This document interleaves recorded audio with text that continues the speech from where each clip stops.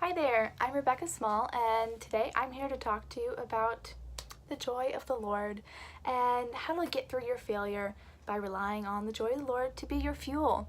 And so, I want to talk to you real quick about failure. I know we've all had those times where we feel like just a complete and utter failure. You're frustrated because you put so much work into something that you were passionate about.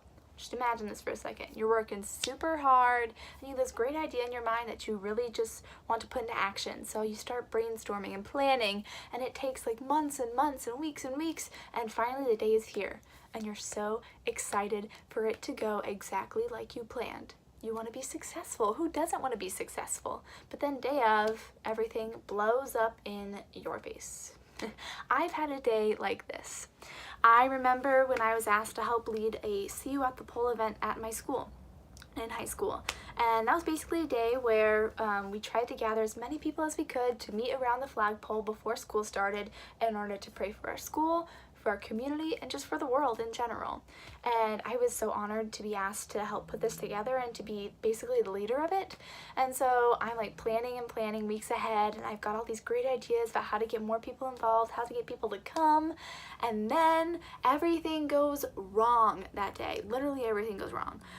I wake up late and then I get stuck in traffic because there's a train, and then I get to school and it starts pouring and no one is outside, and it was just horrible. It was horrible. I was so upset and I was just so confused. Like, I put so much work into this and it was going to be so good. We were going to get our whole school united in prayer, and then everything just went wrong. And it really was a downer. That's how life is sometimes. So in Acts, the disciples are out and they're trying to spread the word of Jesus. So previously in the Gospels, the disciples received the Great Commission from Jesus, and he told them, go out and make more disciples. And so the disciples, take up this challenge. They're like, let's go. They're like filled with passion for this, and they want to go and spread the love. It's what they want to do, and so they're out and they're doing it. Now, this is no easy task. They get a lot of pushback from the community. Every time, they get someone to listen and someone to agree with them and someone to start to follow the way of Jesus, every time they also get pushback from those who just don't agree and those who don't want the disciples to spread that message of love. So one day they are in a synagogue and they're preaching and talking about Jesus and trying to spread the word, but they eventually get kicked out because people didn't want them there talking about that. But they get flagged down by a group of people and they're like, please come back. We want to hear more. And the disciples are all like, okay. So even though they just got kicked out of this synagogue, which I would be so embarrassed if that happened to me, if I got kicked out of a Target, I would never want to go back. But that's exactly what the disciples do. They go back on the next Sabbath day.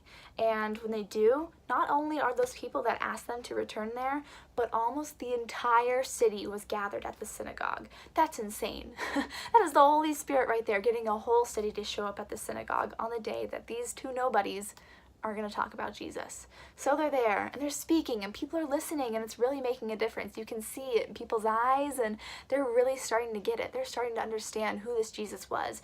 And that's when everything starts to go wrong again. The disciples get kicked out, but this time it's like 10 times worse. They get called names and spit at, and they're having dirt thrown at them, and it gets so bad the disciples just have to leave again. And if that was me, I would be even more embarrassed. Getting kicked out of the same place twice in a row, that would hurt my pride so much. But no. In Acts 13:52, it says, and the disciples were filled with joy and the Holy Spirit. Now I wish I would have felt like that whenever my whole See You at the Pole thing went up in my face. I was so downtrodden, but if I had only taken time to be joyous in the fact that I even had that opportunity in the first place to lead that. People asked to reschedule it, and we actually did. We rescheduled it on a day where a lot more people said that they were happy we got to reschedule it because it meant that they could come, because they couldn't come to the previous date, and it really worked out in the end. But I had been all bitter about it, and I didn't really appreciate the way that things had panned out until I went to look back on it later in life. And this is how the disciples are. Even though they got kicked out twice, they were filled with the joy of the Lord and the Holy Spirit, because they know that even though things didn't go exactly the way they planned, it was what the Lord planned. Even though they got kicked out, an entire city showed up to that place to hear them talk about Jesus. An entire city got exposed to the good word. An entire city had a seed planted in their hearts, a seed of love and grace and hope and joy.